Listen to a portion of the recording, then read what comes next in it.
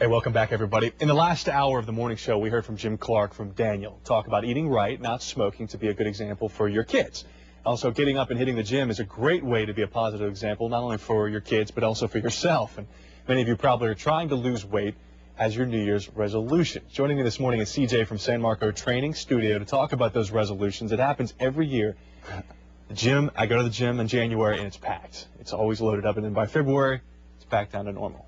Yep. So the hard part's not only starting it, but sticking with it, right? Exactly. It's always hard. Like you said, you've done it, I've done it, we're all human. That's just the way it goes. But there's some keys that you can do to make sure that you stay on plan and stay on target. First of all, I always tell my clients at the studio to make sure that you have a plan, because without a plan, it's just wishful thinking. You're not going to be as successful with your New Year's resolution. A lot of people don't know even where to start. So what's the best way to start? Best way to start is you have your resolution, make sure that you write it down. If you don't write it down, it's not going to happen. And you're talking about goals as far as weight loss? Exactly. Okay. Goals. I always tell my clients to start off with 3 goals: a small goal, a medium-term goal, and then a long-term goal. Typically, the first one you can do within 2 months, second one you can do within 3 to 4 months, and then the last one you can complete within 5 to 6 months. And I'm sure after you reach that first goal, if you reach that first goal, you feel great, and that helps you, get to the other ones. Exactly. It helps build building blocks. That way you don't just get discouraged when you don't accomplish your goal within a week. You say start these immediately. Exactly. Make sure that you start these immediately. The longer that you wait to start your goals, the less motivated you will be, and then the more likely you are to just fall off the wagon. Now, I've worked out before, and the difference of having a partner and going by yourself is huge. Because the motivation's there when you have somebody pushing you. You're not going to leave the gym early. You're not going to make excuses as easily when you have somebody with you. Exactly. When you have, whether it's a friend, your spouse, or a personal trainer that you're working with, it's always that much more better to have that person there with you, because they keep you accountable. They push you when you're down and you don't want to go. They'll make sure that they call you and they'll get you there. And you say be flexible. Be flexible. That's the most important thing. It's impossible for you to keep on your routine the entire time. Life's going to happen. You're going to get sick. Your kids are going to get sick. You won't be able to make it to the gym that day.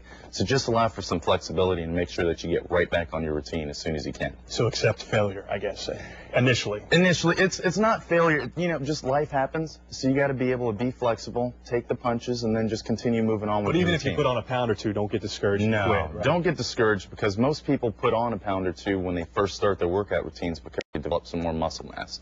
Then they think that, oh no, I'm gaining weight. But actually, it's a good thing, because the more muscle you build, the more calories you're going to burn in the long run. Let's go through these 3 keys to guarantee continued success. The first one, weight-bearing exercises. Weight-bearing exercises. Not all of us like doing weight-bearing exercises. Typically, cardio is the hard one. However, weight-bearing exercises over the long run will actually burn more cardio, or burn more calories rather than cardio.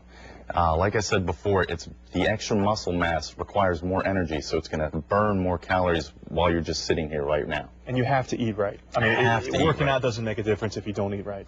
You have to make sure that you do what you need to do with the calories. It's the 80% good food, 20% bad. And the way that you can check that is having a food journal. When you write down your meals through the day, you should be having about 5 to 6 meals, breakfast, lunch, dinner with some snacks.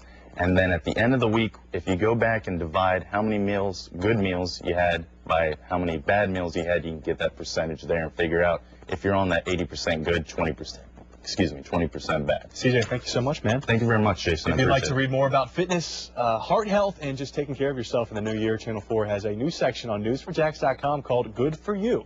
You can click on it, look under the Lifestyle tab on newsforjax.com.